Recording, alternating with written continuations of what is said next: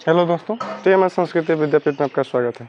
आज की क्लास में हम लोग किसी भिन्न के अंश और हर में 2 जोड़ दिया जाए तो भिन्न 9/11 हो जाता है। यदि इसके अंश और हर में 3 जोड़ दें तो 5/6 हो जाता है। तो भिन्न ज्ञात करें। ये 2 चर वाले रैखिक समीकरणों में से क्वेश्चन दिया जाता है कि x और y का मान निकालें, यानी अंश और हर का मान निकालना है और फिर उसको भिन्न के रूप में लिख देना है।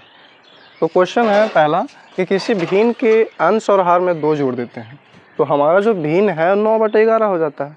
और उसी प्रकार अगर 3 जोड़ते हैं तो हमारा 5 कितना हो जाता है, 6 हो जाता है। तो आइए देखते हैं किस प्रकार से उस भिन्न को हम निकालेंगे।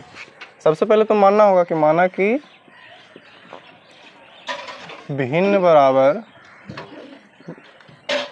ऐसे जानते हैं हम लोग कि भिन्न बराबर अंश बटा क्या होता है, और इसको हम मान लेते हैं x/y।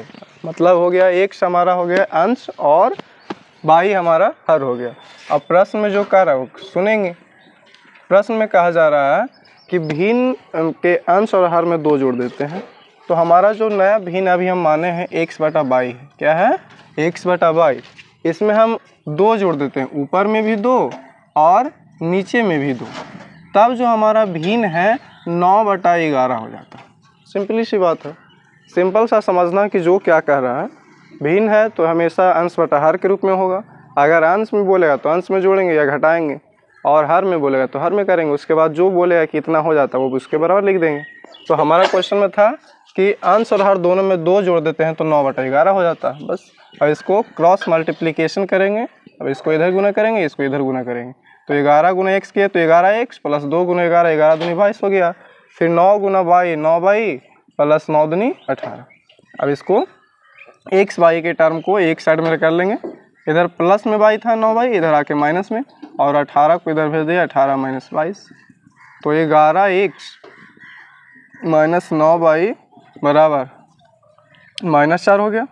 यहाँ से समीकरण 1 मान लेंगे इसको। ठीक है। अब इसके बाद दूसरे टर्म पर की ओर चलते हैं कि दूसरा में क्या बोला है।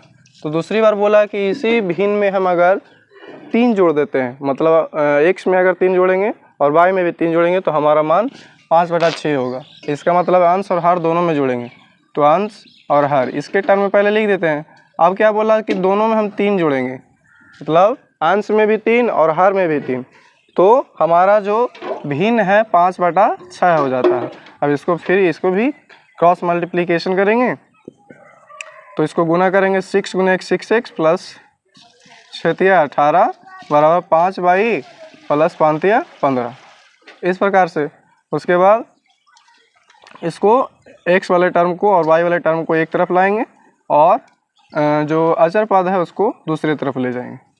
तो इधर प्लस में 18 था, इस तरफ जाके -18 हो गया।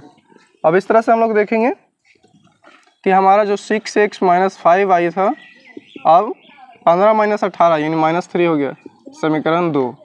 अब इसके बाद आप किसी भी विधि से बना सकते हैं, चाहे विलोपन हो, ब्रजगुणन हो, प्रतिस्थापन हो। ग्राफीय विधि से थोड़ा समस्या होगा क्योंकि उसमें ग्राफ की मदद सबको पता लगाना पड़ता है। इस वजह से आप तीनों विधि में से किसी एक विधि का प्रयोग कर सकते हैं, बीजगणितीय विधि को। आलेखीय विधि का प्रयोग इसमें मत करिएगा। तो समीकरण 1 और 2 देखेंगे। अब समीकरण 1 और 2 से अब इसमें क्या है, आप जो विधि अपनाना चाहते हैं उस विधि से बना सकते हैं।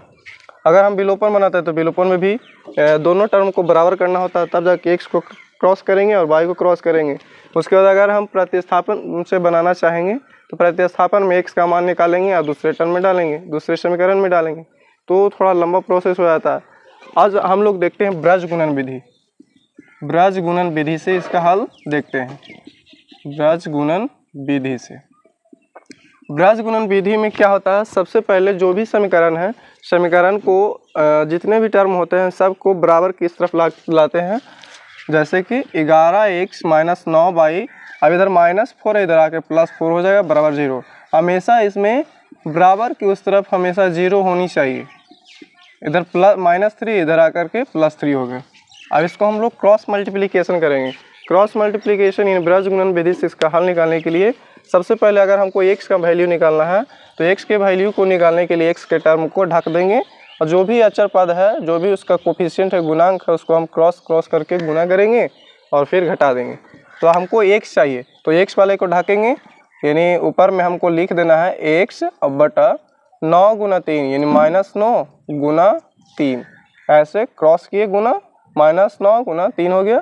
फिर बीच में माइनस का सिंबल देंगे। अब इसको फिर से इधर गुना करेंगे -5 गुना 4, तो -5 गुना 4 बराबर 22 को जब भी हम लिखेंगे तो इसके विथ साइन नेगेटिव साइन के साथ आएगा, नेगेटिव साइन के साथ आएगा हमेशा।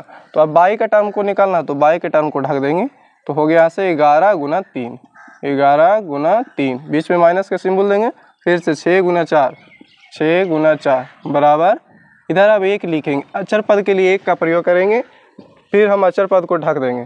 ढकने के बाद 11 गुना -5, 11 गुना -5, बीच में फिर से माइनस का सिंबल देंगे, 6 गुना -9, 6 गुना -9, इस प्रकार से इसको हम बनाते हैं।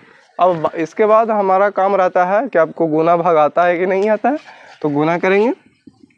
x बटा 9 × 27 हो गया, माइनस गुना माइनस प्लस हो गया, 5 चौके 20 बराबर -22 बटा 11 × 33 -6 × 24 बराबर 1 बटा 11 × 5 = 55, प्लस गुना माइनस माइनस, माइनस गुना माइनस क्या होता है, प्लस होता है, 6 × 9 = 54। इस प्रकार से अब क्या है, इसको हम घटाएंगे, -27 + 20, तो बड़ा हमारा 27 है, तो 27 के जो जस्ट बगल में साइन है वो नेगेटिव है, इसका मतलब हमको घटाना पड़ेगा। तो 27 में से 20 को घटाएंगे, कितना बचा, 7, लेकिन नेगेटिव चिन्ह के साथ, जिसकी लाठी उसकी भैंस, हमेशा ये बड़ा है तो इसके साइन में माइनस, तो माइनस है तो माइनस ही लेंगे, बराबर -22 बटा 33 में से हमको 24 घटाना है, 33 में से 24 तो कितना बच गया, 9, ठीक है, कितना 9 बचा। अब ऊपर में 55 सॉरी -55 + 54 है, इसका मतलब बड़ा कौन है, 55 है, और छोटा है 54। तो देख रहे हैं कि 54 के आगे पॉजिटिव है और 55 के आगे नेगेटिव है, इसका मतलब है कि 55 बोल रहा है कि घटाओ, क्या करो, घटाओ। तो 55 में से 54 घटाएंगे तो 1 बचेगा ऑब्वियसली, लेकिन साइन हमेशा नेगेटिव होगा, क्योंकि जो बड़ा होता है उसी का साइन यहाँ पर देना पड़ता है, ठीक है। अब क्या करना है, हमेशा x वाले को टर्म को अचर पद के साथ डिनोट करना है, तुलना कर देना है, ठीक है।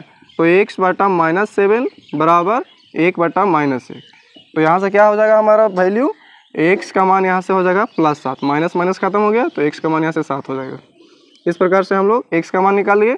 उसी प्रकार अगर हमको फिर y का चाहिए तो y को फिर डिनोट कर देंगे उसी के अकॉर्डिंग, तो -22 बटा 9, शायद इधर नीचे नहीं दिख रहा होगा, तो क्या करेंगे, -22 बटा 9 था और बराबर 1 बटा -1, हमेशा अचर पद के साथ इसको डिनोट कर देंगे। तो इधर से क्या हो गया, हमारा 9 है जो उस तरफ चल जाएगा, तो ऊपर -9 हो जाएगा, क्यों हो जाएगा, सॉरी 9 बटा 1 है, लेकिन माइनस नीचे था -1, तो उसको ऊपर कर देंगे, नेगेटिव साइन को हमेशा ऊपर भेज देना, तो यहाँ से हमारा y का मान 9 हो जाएगा। कोई दिक्कत है।